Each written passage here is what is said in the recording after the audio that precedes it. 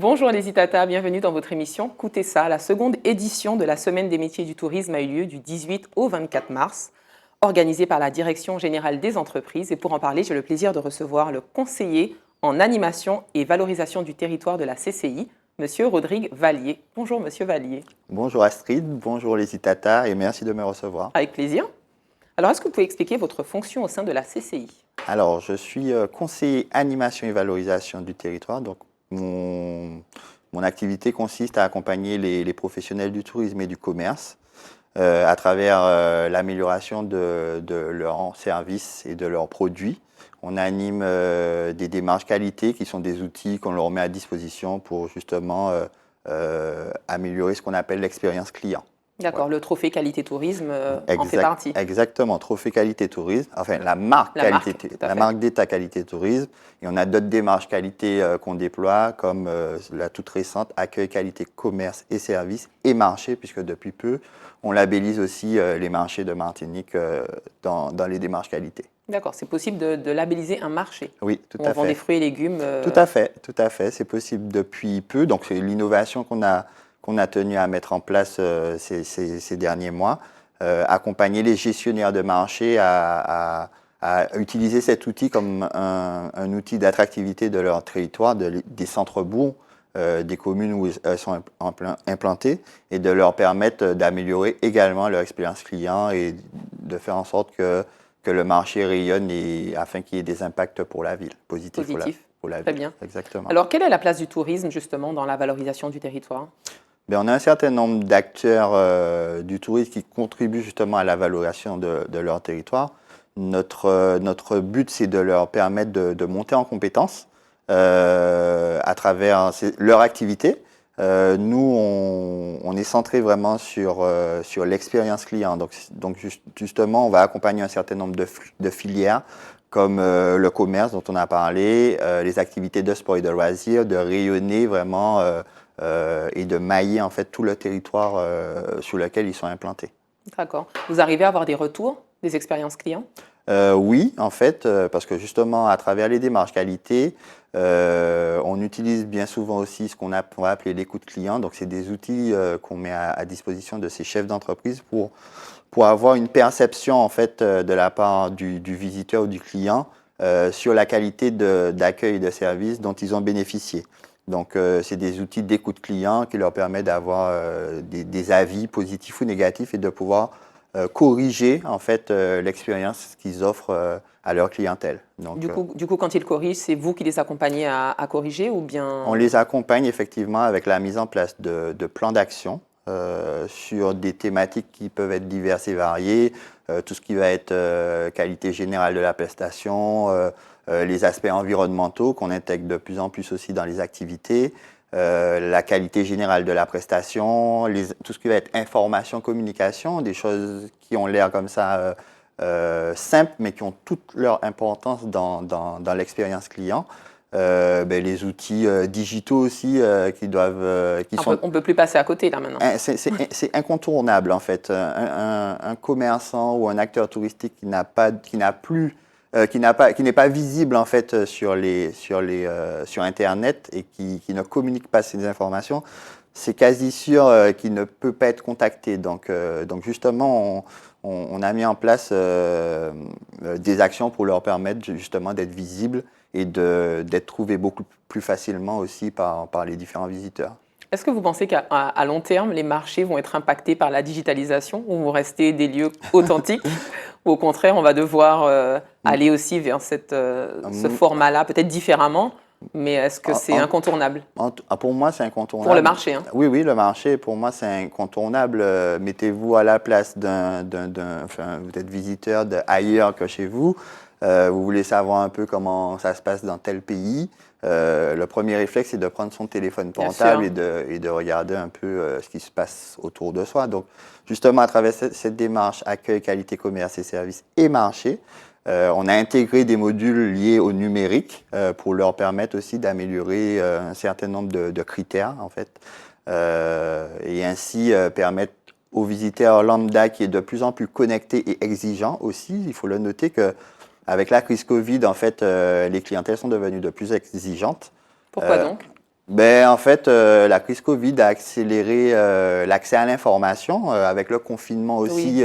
tout se faisait à distance. Tout se Donc, faisait à distance, donc on avait besoin aussi d'avoir accès à l'information de plus en plus rapide. et puis l'instantanéité. Voilà, exactement. Donc, on ne note pas de frein de la part des professionnels qu'on accompagne. Au contraire, ils sont conscients que c'est un outil de travail qui peut pas seulement les aider à améliorer leur visibilité, mais aussi à gagner en compétitivité et en productivité, parce qu'on peut digitaliser également des process qui vont permettre de travailler de façon plus efficace. Maintenant, une base de données aussi est très importante pour fidéliser ses prospects, pour les recontacter, les relancer, les fidéliser, etc. Donc aussi la qualité du travail, la digitalisation a permis aussi de monter en compétences. Bien sûr, et puis au-delà de cela, même pour chercher ses fournisseurs, maintenant Internet devient indispensable Tout à pour fait. élargir son panel de fournisseurs et puis Tout à pouvoir fait. négocier les prix. Voilà, et puis la gestion de la facturation aussi, tout est digitalisé maintenant. Donc, ça devient. Alors, ça se fait effectivement petit à petit. Oui, il faut y aller par Voilà, étapes il pour faut les y aller par personnes étapes qui, parce que ce sont des bien très sûr. petites entreprises et qui ont besoin aussi de cet accompagnement de proximité. C'est le rôle de la Chambre de commerce d'être en proximité avec ces différents acteurs et de venir vraiment à leur rencontre et de les accompagner étape par étape pour justement amorcer cette transition numérique. Et pas que, on parle aussi de transition écologique. Et puis ne pas avoir trop peur du digital. C'est ça, il ne faut pas avoir peur, mais il faut considérer que c'est un outil incontournable et qu'il faut se l'approprier comme pour tout, en fait. Tout à fait. Voilà. Alors, la seconde édition de la Semaine des métiers était cette année. Vous avez permis aux jeunes d'être en immersion dans des entreprises liées au tourisme. Pourquoi ce projet ? Alors, ce projet, il s'inscrit effectivement dans le cadre de la deuxième édition de la Semaine des métiers du tourisme, organisée par la Direction générale des entreprises. Alors, en partenariat avec la CCI et France Travail, c'est ça. Alors, on a voulu déjà proposer une action dans le cadre de cet événementiel, en partenariat avec France Travail, avec qui on a signé une convention il n'y a pas très longtemps.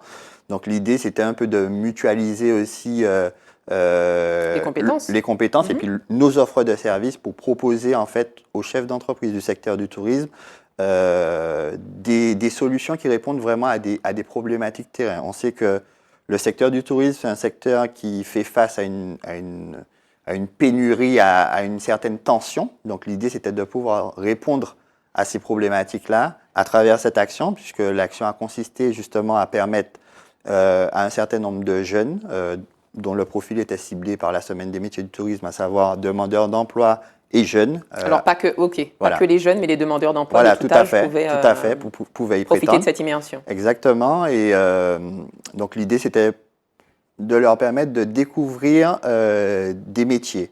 En fait, des métiers avec des projets, pas forcément des projets déjà très avancés, mais l'idée, c'était de valoriser certains métiers du secteur du tourisme et rien que tel que l'immersion dans l'entreprise à la rencontre des salariés, des professionnels qui travaillent déjà dans ces secteurs-là, pour avoir une vue vraiment 360 de ce qu'est l'activité en question et se dire oui, c'est un projet, c'est un projet que je souhaite valider ou pas du tout. Donc en collaboration avec France Travail, on a pu identifier un certain nombre d'entreprises. Alors, j'ai noté 26 entreprises et 175 personnes qui ont été en immersion. C'est exactement ça. Donc, les équipes de la Chambre de commerce étaient en charge de recruter les entreprises participantes.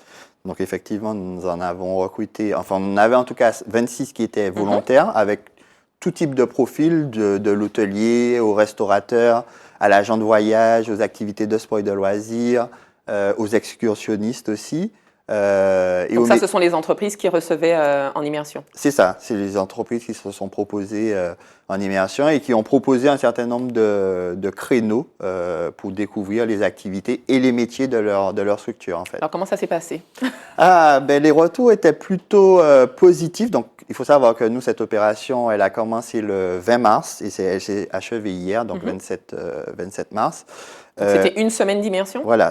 Alors, ce n'était pas une semaine d'immersion. C'était du 20 au 27 mars, c'était la durée de l'opération. Okay. Et nous avions fait le choix de permettre à des jeunes de réaliser une immersion sur une journée.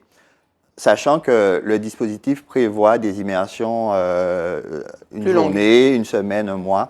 Donc, nous, on a fait le choix de de permettre à ce public d'être immergé une journée dans l'entreprise et de découvrir de découvrir des métiers qu'ils ne connaissent peut-être pas ou pour qui ils avaient déjà une appétence et ça a confirmé l'appétence confirmer le projet professionnel ou pas. D'accord, donc ça leur permettait d'avoir des connaissances pratiques des métiers du tourisme, et ça permettait aussi aux recruteurs de se dire je tiens la perle rare c'est ça. Tout. Effectivement, les objectifs recherchés, c'était pour les entreprises accueillantes, effectivement, c'était la recherche du talent. On est Ils en ont trouvé? Alors là, on n'a pas encore fait le bilan de l'action, mais en tout cas, les retours du point de vue des candidats et des entreprises étaient plutôt positifs, d'autant plus que c'est une solution qui était méconnue jusque-là, alors du point de vue des entreprises, qui était méconnue des chefs d'entreprise. Donc on trouve l'action a eu le mérite en fait de leur permettre de découvrir un outil qui existe en fait pourtant et qui est déployé par France Travail. Donc à travers la plateforme Immersion Facilitée qui permet de formaliser des immersions de façon, on en parlait, tout digitalisé. Voilà, donc de formaliser en fait la relation entre le jeune et l'employeur de façon dématérialisée et aboutir à la formalisation d'une convention. Est-ce que ça peut conduire à des promesses d'embauche? Même en une journée de formation, d'immersion, est-ce qu'on peut déjà sentir que celui-là il fera l'affaire ou pas du tout? Effectivement, il y avait une attente très forte de la part de certains chefs d'entreprise. Comme je vous dis, le secteur du tourisme, en tout cas la filière hôtellerie-restauration, c'est une filière qui est dite en tension, donc il y a un besoin de main-d'œuvre qui est vraiment énorme. Conséquent. Et on a noté une attente de la part de certains chefs d'entreprise à travers cette action de pouvoir recruter dès les immersions des profils et de voir s'ils pourraient correspondre à l'activité. Mais ce n'était pas uniquement la seule finalité. En fait, nous, on est parti du principe que ces immersions aussi doivent permettre de valoriser des métiers qui n'ont peut-être pas bonne presse, comme on dit, ou qui sont méconnus, ou qui ont... Quel métier, par exemple? Alors, bonne presse, bonne presse, enfin, je m'entends, hein, c'est pas péjoratif ce que j'ai, qui sont peut-être méconnus ou qui n'attirent pas. On l'a vu lors des réunions, les jeunes s'identifient beaucoup aux réseaux sociaux et à des métiers qui sont très valorisés sur les réseaux sociaux comme les stewards, les hôtesses de l'air. Qui présentent bien leur vie. Pas de travail derrière. Exactement. Donc il y a certains métiers comme les moniteurs de plongée ou les moniteurs de jet ski. Ce sont des métiers où on peine à recruter, qui sont quand même exigeants, où il y a des formations qui existent pourtant, mais on peine à recruter en local du personnel pour ces activités-là. Et puis aussi tous les métiers de l'hôtellerie-restauration. Bien sûr. Là aussi, il y a un besoin, un turnover aussi dans ces activités qui est quand même assez conséquent. Donc l'idée, ce n'était pas que le recrutement, mais c'était aussi permettre de découvrir des métiers, de séduire en fait, en quelque sorte, ces jeunes à travers d'autres métiers que ceux qu'on connaît habituellement en fait. Alors si le jeune après cette journée ou jour d'immersion est intéressé par un métier, qu'est-ce qui se passe pour lui après? Alors c'est fini ou bien il y a un accompagnement qui est possible? Alors nous on a voulu cette action on l'a pensée en deux temps. Donc le premier temps, comme on l'a évoqué justement, ce temps d'immersion et de découverte du métier. Et le deuxième temps, c'est aussi permettre, et c'est l'objet de cette semaine des métiers du tourisme, permettre au public de connaître le parcours qui permet d'accéder à ces 10 métiers. Donc c'est le deuxième temps sur lequel on est en train de travailler avec les équipes de France Travail pour permettre de connaître tous les parcours possibles. Quand vous dites parcours, c'est le parcours de formation. Oui, parcours de formation possible pour accéder au métier en question. Donc, on est en train de travailler sur un événement qui va certainement être organisé dans les prochaines semaines où le jeune pourra là aussi s'inscrire dans une formation éventuellement pour... Voilà, en tout cas les découvrir, faisant écho en fait aux métiers qu'il aura découvert au préalable, voir le parcours de formation qui lui est proposé et justement comment y accéder. Et on ne se limite pas à ça aussi. L'idée aussi, c'est de pouvoir aussi présenter une offre des offres d'emploi aussi en lien avec le métier et le jeune aura la possibilité, s'il le souhaite, de rencontrer son recruteur en fait. D'accord. Alors là, vous parlez du job dating qui aura lieu en mi-avril, hein, c'est ça? Voilà. Donc on demande aux jeunes de venir quand même avec CV, lettre de motivation. Toujours, oui, c'est les outils incontournables Bien aussi sûr. pour se valoriser et puis montrer qu'on est le talent Qu'on est recherché, voilà, qu'on est prêt et qu'on est le talent recherché par la structure en question. Et c'est ce sur quoi nous sommes en train de travailler pour que l'action, on la pense d'un point de vue global et qu'on ne se limite pas simplement à faire découvrir des métiers et puis après, ça se termine et puis là. ça s'arrête là. D'accord. Voilà, Donc on sait déjà où aura lieu le job dating et quelle date ou c'est encore en... Non, c'est encore en préparation, effectivement, avec les équipes de France Travail. De toute façon, on ne manquera pas de communiquer sur ce temps qui est aussi important, qui est aussi important que le premier temps qu'on a eu à organiser il n'y a pas très longtemps. Alors pour avoir l'information, on va sur le site de la CCI? C'est ça, donc le site de la CCI ou sur les outils aussi de communication de France Travail, qui sont en lien avec la cible, hein, les demandeurs d'emploi, les jeunes, qui pourront avoir cette information et savoir quand est-ce qu'ils pourront découvrir les parcours de formation existants et les métiers aussi, les offres d'emploi en lien avec les métiers du tourisme. Qu'on leur propose. Ça marche. Merci beaucoup, Monsieur Vallier. Je vous en prie, merci de m'avoir reçu. Avec plaisir. Merci aux Itata de nous avoir suivis. J'espère que cet échange vous a plu. Et puis quant à nous, on se dit à très bientôt pour un autre Coutez ça.